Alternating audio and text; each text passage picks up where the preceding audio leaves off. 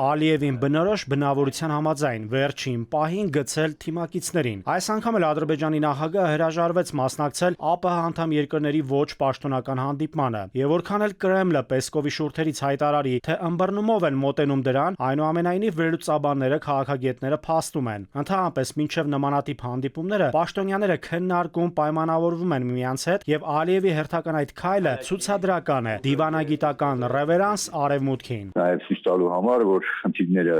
Ադրբեջանը լուծված չի համարում Ռուսաստանի հետ հարաբերությունների համատեքստում։ Երկրորդ հերթին բավականին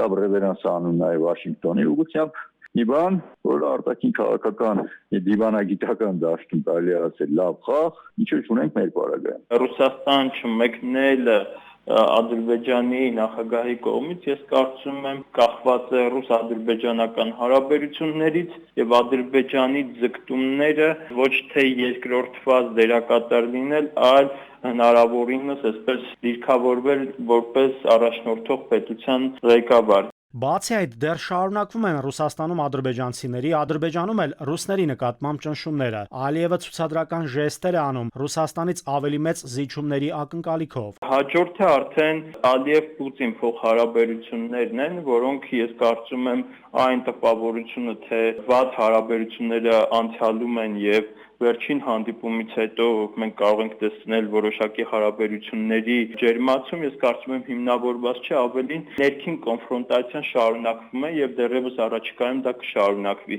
Ռուսաստանը փորձում է իր ներգրավվածությունն ունենալ տարածաշրջանային տրանսպորտային ծրագրերի իրականացման ապաշրջափակման առումով, եւ Ալիևը արևմուտքին ցույց է տալիս, որ ինքը դեմ է դրան, ի տարբերություն Հայաստանի, որը պատրաստ է ռուսների ներգրավվածության առումով քննարկման գնալ։ Հայաստանում այդ խոսունքը, նույն խոսունքը ներսում ներգրավման տեսակետից հանդես են գալիս դեմ, բայց ներքին այսպես լսարանի համար իսկ արտաքինում շարունակում ենք բանակցել եւ ռուսների հետ այդ հարաբերությունների առումով քննարկումներ այս պայմանությամբ տեղի են ունենում։ Այս ընթացքում նաև հայտնի դարձավ, որ ԱՄՆ նախագահ Թրամփը հետ է կանչել դեսպան Քվինին։ Քաղաքագիտական համայնքն այսպես է բացատրում. նա Բայդենի վարչակազմից էր եւ ով է լինի ԱՄՆ նախագահի պաշտոնում, պետք է իր քաղաքական շահերն առաջ տանի։ Թրամփը ցանկանում է, որ անմիջական իր վարչակարգի ներկայացուցիչը լինի տարածաշրջանում տեղի ունեցող գործընթացներին մասնակից։ Այս պահին թրիփի ծրագրով որոշակի կոնկրետ գործողությունների մեկնակետ ենք շրջափուլ ենք մտնում, որի ժամանակաշրջան ամենայն հավանականությամբ տրամաբանական է, որ պետք է լինի Տրամփի վարչակազմի ներկայացուցիչ։ Ես կարծում եմ, որ այստեղ կա ամերիկյան ռազմավարության փոփոխության խնդիր։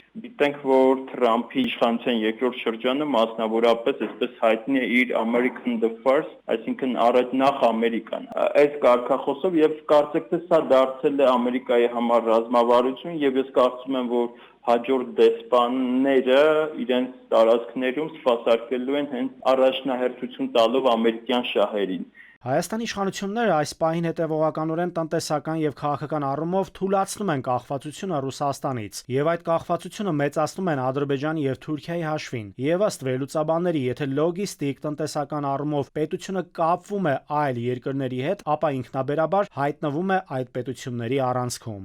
Նաիրի Մուրադյան, ժամը լրատվական։